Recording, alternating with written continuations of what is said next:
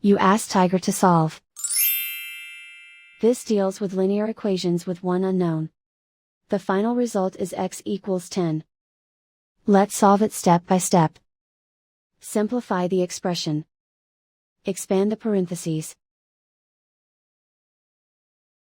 Multiply the coefficients.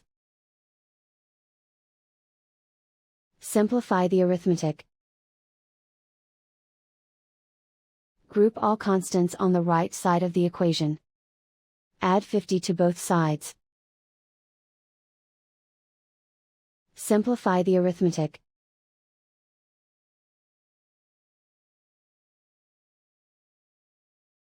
Isolate the x. Divide both sides by 10.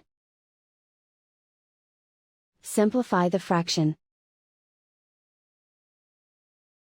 Find the greatest common factor of the numerator and denominator.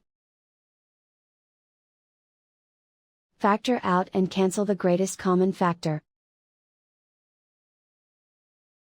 And so the final result is x equals 10.